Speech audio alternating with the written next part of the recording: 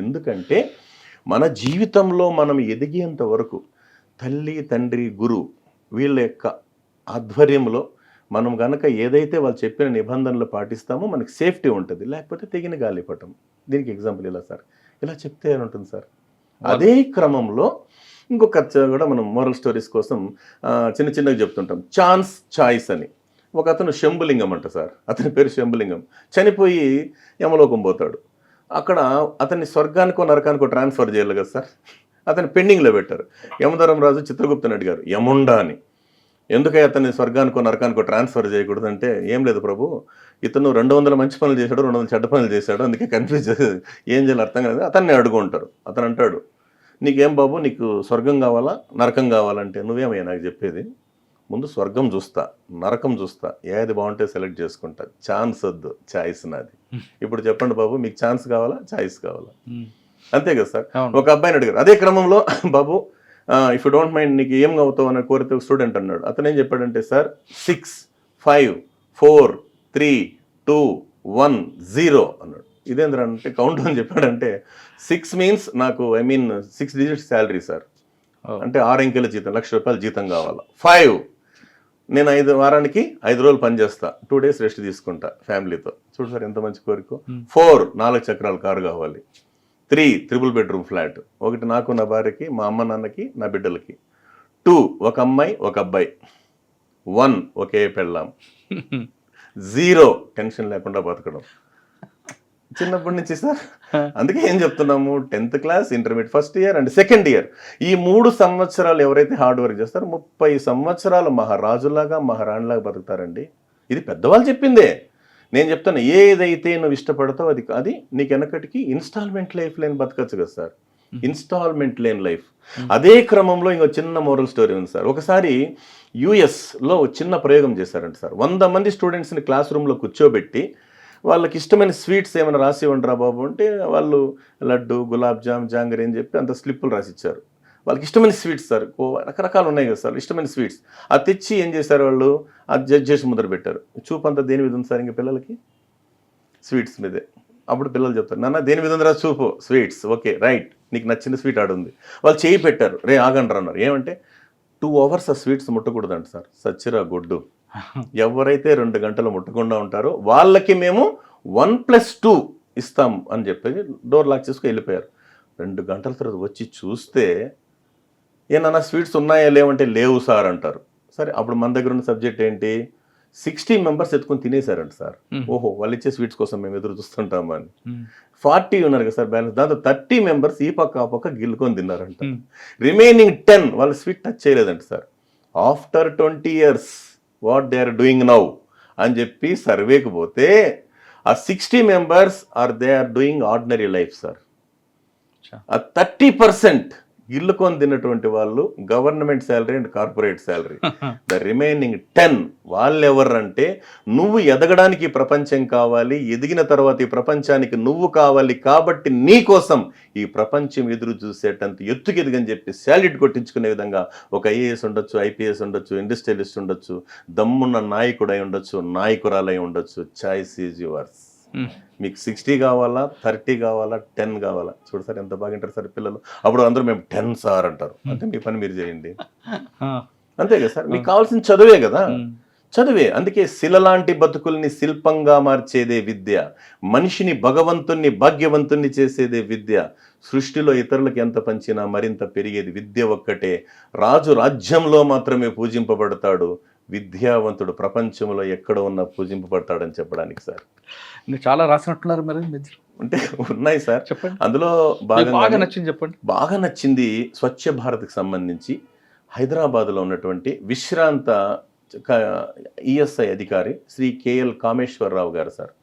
ఆయన 2 lines రాస్తారు, అవి హార్ట్ టచింగ్ ఉంటాయి సార్. ఆయన రాసింది ఏంటి, బలహీనతకు అందమైన పేరు హాబీ, హాబీ ఒక్క ముళ్ళ గులాబీ. నెక్స్ట్ సార్, కులగోత్రాలు మలమూత్రాలు ఒకలాంటివే, కులగోత్రాలు మలమూత్రాలు ఒకలాంటివే, అలాంటి విసర్జిస్తేనే ఆరోగ్యం, ఒకటి దేహానికి మరొకటి దేశానికి. సార్ ఇది ఆయన ఆ మహానుభావుడు రాసిందే ఇది. అదే క్రమంలో ఆయన కొడుకు గురించి రాశాడు సార్. పున్నామ నరకం నుంచి రక్షించువాడు పుత్రుడట, కన్నవారు కనుల ముందున్నప్పుడు అన్నమిచ్చుటకు నరకం చూపించిన తనయుడు పున్నామ నరకం నుంచి రక్షించునట హతవిధి అన్నారు సార్. అదే అమ్మ గురించి రాసింది ఏంటంటే సార్, నెలల బాలునికి నెలబాలుని చూపించి మురిపాలు పంచే స్తన్యజీవి, ఇల్లాలి పాలనలో తన యునికినే మరచిన తనయుని మరవలేని ధన్యజీవి అమ్మ అని రాశాడు సార్. అదే క్రమంలో స్వచ్ఛ భారత్ అనే నినాదానికి ఉదాహరణగా అంతకు ముందే ఆయన రాసినటువంటి అద్భుతమైన కవిత గోడ గోడు సార్. గోడ గోడు. చరిత్రలో నాకు స్థానం ఉందని గర్వం చైనా గోడగా, విచిత్రంగా పడగొట్టబడిన ఆత్మీయులను కలిపిన ఆనందం బెర్లిన్ గోడగా, గృహానికైనా కారాగృహానికైనా పహరా నేనే ప్రహరీగా, పచ్చదనం పరిశుభ్రం ఎయిడ్స్ ప్రకటనేదే ఆసరా నేనే, చివరికి పల్లెపడుచు నా ముఖాన పేడగొట్టిన ఆరబెట్టి అందించేది నేనే, ఇంతటి ఘనచరిత గల నన్ను చదువు నేర్వని కుక్క కాలెత్తి దడిపినా భరిస్తున్నా, చదువు నేర్చిన ఎందరో ఆ పని చేస్తుంటే మౌనంగా రోధిస్తున్నా. మహానుభావుడు కామేశ్వరరావు గారు రాసింది నేను చెప్తున్నాను సార్. ఆ రకంగా చూస్తే సార్ ఇంకా ఒకటి చెప్పడానికి ఏమంటే, పిల్లలకు చెప్తుంటారు సార్ క్లాస్ రూమ్లోకి వెళ్ళిన తర్వాత, అంటే కోరిక కొన్నాళ్ళే బతికిస్తుంది, ఆశ చచ్చేదాకా బతికిస్తుంది, ఆశయం చనిపోయిన తర్వాత కూడా బతికిస్తుంది. అదే క్రమంలో మహాత్మా గాంధీ గారు చెప్పిన ఒక గొప్ప నినాదం ఏమంటే సార్, 1 సంవత్సరంలో ఫలితం రావాలంటే వరి పొలం నాటాలంట సార్, 10 సంవత్సరాల ఫలితం రావాలంటే పళ్ళ తోటలు నాటండి అన్నారు, 100 సంవత్సరాలు ఫలితం రావాలంటే మంచి మనసున్న మనుషుల్ని నాటండి అన్నారు మహానుభావులు.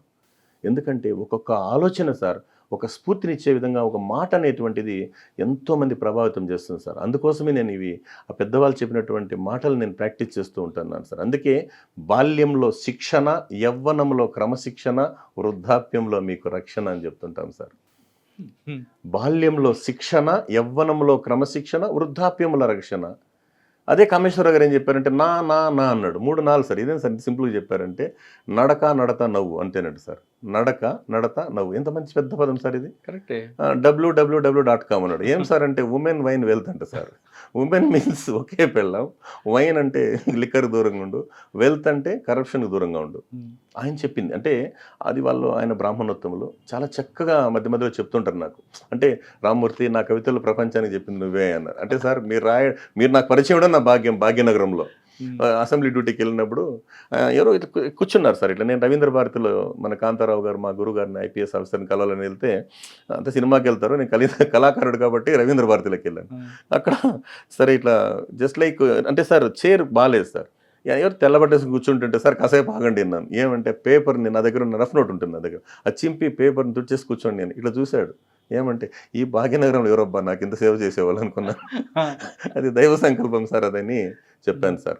అప్పుడు అక్కడ చూడండి సార్, మనం చేసేటటువంటి గొప్ప ఎలా తెలుస్తుందని చెప్పడానికి ఒక ఎగ్జాంపుల్ చెప్తాను సార్. రవీంద్ర భారతి కళాక్షేత్రంలో ఆ కళాకారుడు చివరిలో వచ్చాడు సార్. చింతామణి డ్రామాలో చివరిగా వచ్చి ఇట్లా అందరికి అభివాదం చేసి క్లాప్స్ అందరూ అంటే కరతాళాలు మారుమోగిపోతున్నాయి. ఆయన ఏమన్నాడంటే, నేను ఈరోజు మీ ముందర బ్రతికి ఉన్నానంటే కారణం ఒక మహానుభావుడు. ఆయన చేసిన వైద్యం నన్ను బతికించిందో లేదో నాకు తెలియదు, కానీ ఆయన అన్న మాటలే నన్ను బతికించాయి. ఆయన ఎవరో కాదండి, డాక్టర్ ప్రేమానంద్, కార్డియాలజిస్ట్, విజయవాడ అన్నారు సార్. అంటే మాటకు అంత విలువ ఉంది సార్. మాటకు అంత విలువ ఉంది. మాటే మిత్రత్వం అంటే మన స్నేహాన్ని కానీ అంటే మిత్ర బృందాన్ని కావచ్చు, దేనికైనా కావచ్చు సార్. మన కోపంతో ఎవరినో ఒక మాట అన్నామనుకోండి సార్, ఆ ముఖం అనేస్తాం సార్. అనడం చాలా ఈజీ. రాయిని నీటిలోకి విసిరినంత సార్ మళ్ళీ రాయిని తేలేం కదా సార్. అందుకే ఆలోచించి మాట్లాడంటున్నారు. అందుకే నేను యూనిఫామ్ వేసుకున్న మా ఆఫీసర్స్ బ్లెస్సింగ్స్ వల్ల నేను కూడా సార్ నా తీరిక సమయాల్లో నేను వెళ్ళి ఏదో నాకు నేను అన్నీ సర్వం సార్. అప్పుడు చాలా నాకు జరిగినటువంటి లైఫ్లో ఉన్న ఆటంకాలు తట్టుకోవడానికి సార్, నేను ఆ స్ట్రెస్ జయించడానికి ఎంతకాలం భూమి మీద ఉంటామో తెలియదు సార్. ఈరోజు ఇంట్లో రేపు మంటలో ఉంటారు సార్. అందుకోసమని ఈ మధ్యకాలంలో మాకు రెడ్డప్ప సార్ కూడా చెప్పాడు, జీవితం అంటే కాలి క్రింద ఉన్న మట్టి తల మీద పడేలోపు ఉన్న మధ్య సమయమే జీవితం అన్నాడు సార్. అదే క్రమంలో ఆయనే చెప్పాడు సార్, గొప్ప మాట చెప్పాడు నాన్న గురించి చెప్పింది. ఆయన ఏమంటే, పూజిస్తే దైవం, ప్రేమిస్తే తల్లి, గౌరవిస్తే గురువు, అభిమానిస్తే స్నేహితుడు, అన్నీ కలిపితేనే నాన్న. అది మన రెడ్డప్ప గారు చెప్పిందే సార్, శ్రీ పోతుపోలు రెడ్డప్ప గారు. ఎందుకంటే నేను కలిసినప్పుడు చెప్తూ ఉంటాను అనమాట. అదే క్రమంలో సార్ ఈ మధ్యకాలంలో వచ్చే క్రమంలో నేను స్టీఫెన్ హాకింగ్ సార్, మహనీయుని గురించి శ్రీ పాపినేని శివశంకర్ గారు రచించినటువంటి అద్భుతమైనటువంటి కవిత అది. ఎందుకు చెప్తాం దాని అంటే, యువతకి మనకు అన్ని కాళ్ళు చేతులు అన్నీ బాగుంటాయి సార్, కానీ దయచేసి ఏమనుకోవద్దండి, కొంతమందికి బ్రెయిన్ పనిచేయదంటారు. కానీ ఇదే క్రమంలో ఆయనకు ఏ బాడీలో ఉన్న పార్ట్స్ ఏమీ పనిచేయవు, కానీ బ్రెయిన్ యాక్టివ్ సార్. అవును. అంతే కదా సార్, బ్రెయిన్ యాక్టివ్. ఆయన చెప్పాడు సార్, ఆయన శివశంకర్ గారు పాపినేని శివశంకర్ గారు రాశారు, మహానుభావుడు. అంటే స్టీఫెన్ హాకింగ్ గురించి సార్. ఫిజికల్లీ ఛాలెంజ్డ్ కాడు, ఫిజిక్స్నే ఛాలెంజ్ చేసినవాడు, దేహ విధ్వంసం చేసే మోటార్ న్యూరాన్ వ్యాధిని విజ్ఞాన వ్యాయామంతో అధిగమించినవాడు, ధ్వనులుగా పొల్లులుగా విడిపోయి పడిపోయిన మాటను స్పీచ్ సెన్సైజర్స్తో స్థిరపరుచుకున్నవాడు, ప్రపంచంలో ప్రతి వికలాంగుడికి గుండె దటువనిచ్చినవాడు, కాస్మిక్ కడలిలో బుద్ధి బాహువులు గల గజయితగాడు, అండాండ పిండాండ నులిపోగులలో ఉయ్యాల లోగినవాడు, విశ్వానికి అంతం లేదని పంతంతో బ్రహ్మాండానికి గ్రాండ్ డిజైన్ నిర్మించి అఖిలాండ కోటి బ్రహ్మాండ నాయకునికే ప్రవేశం నిరాకరించినవాడు, విశ్వ రహస్యాన్ని ఛేదించినదే మరణించనన్నవాడు, బ్లాక్ హోల్స్ అండ్ బేబీ యూనివర్స్కు గ్రాండ్ డిజైన్ చేసినవాడు, వికలాంగుడు కానే కాదు సకల మేధాంగ సుందరుడు, స్టీఫెన్ హాకింగ్ ఐన్స్టీన్కు అసలైన వారసుడు అన్నారు.